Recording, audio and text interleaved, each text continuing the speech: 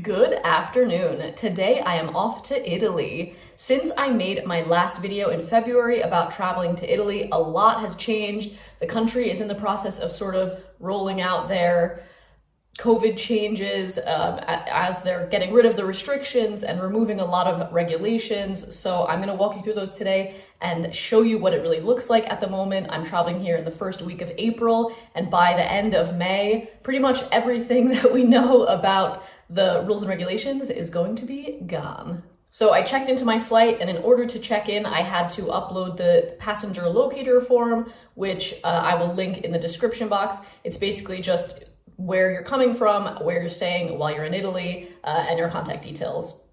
The second thing I had to upload was my COVID certificate. I'm based in the EU, so that meant my EU COVID pass. But if you're from the US, that's your vaccine card. If you're from the UK, that's your NHS pass. So you just have to upload whatever it is that you have that shows you've been vaccinated or that you have a negative COVID test. So let's finish packing and get on our way, shall we? The trip didn't get off to a great start, and I ended up stuck in the airport here in Lithuania for several hours before I finally headed to the Bergamo Milano airport at around 1:30 in the morning. Our flight has been delayed now for 3 hours. It's like after midnight. Glad I brought my pillow. Just waiting. Trying to be patient. Let's travel, you know. Lots of waiting. Eventually, I made it to Italy, made it to my hotel in Milan where I could sleep for a while, have a decent breakfast, and then head to the train station to really get started with my trip.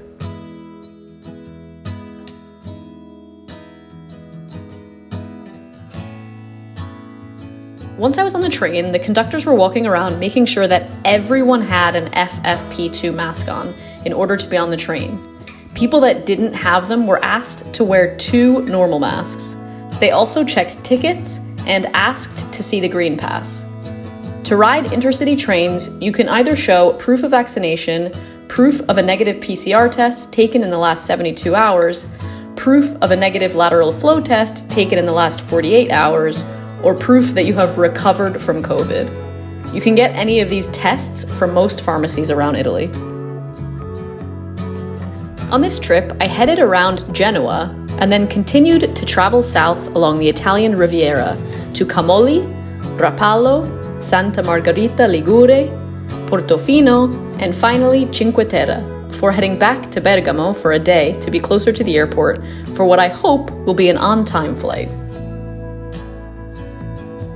So after a week in Italy, I have a slightly better tan, I hope, and a little bit more knowledge about what is going on there with COVID restrictions, what it looks like right now in April, and what it will definitely look like for the next few weeks until May 1st, when again, things are going to change.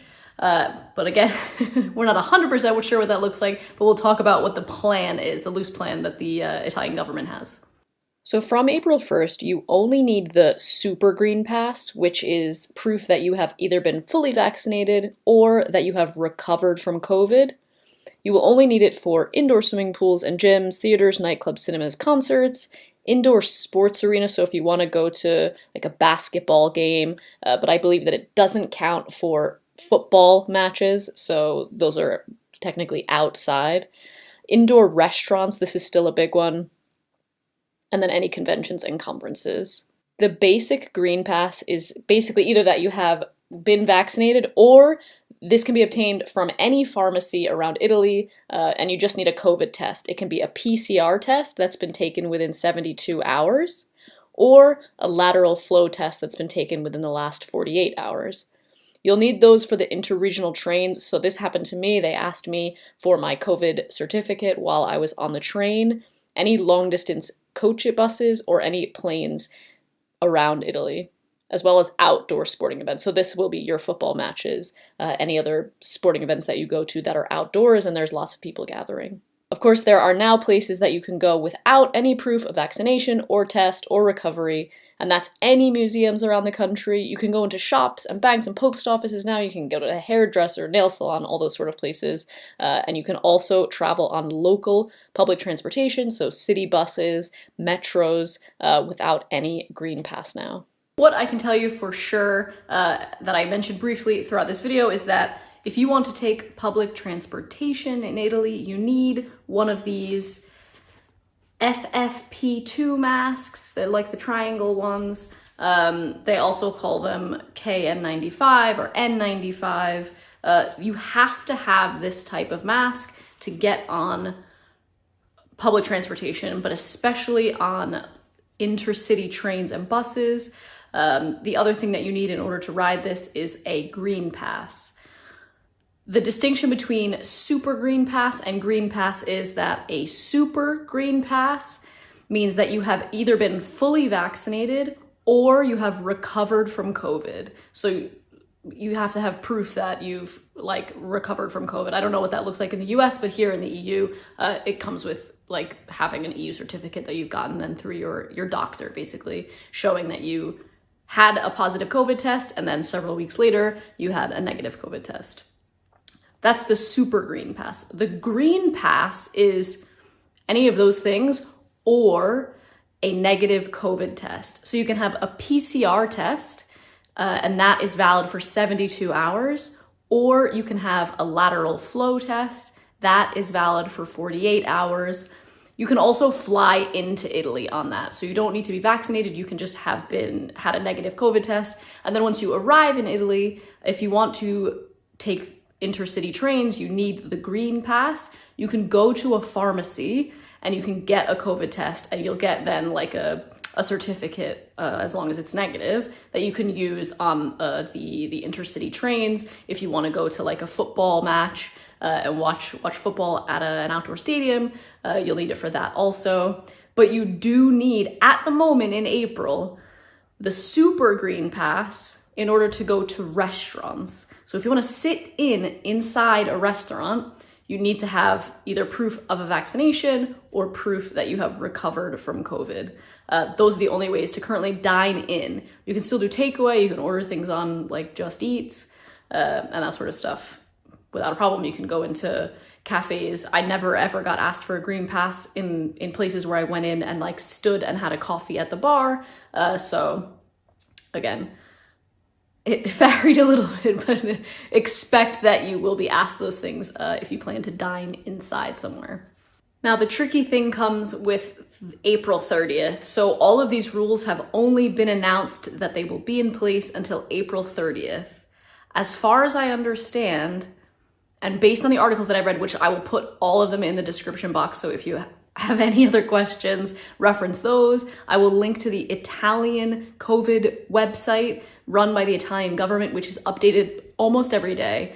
The Italian government is changing their mind so much, but the situation is that they don't want to set anything in stone for too far in advance, because they don't want to say, okay, from May 1st, no more rules and regulations and everything will be normal, because they don't want to have to go back.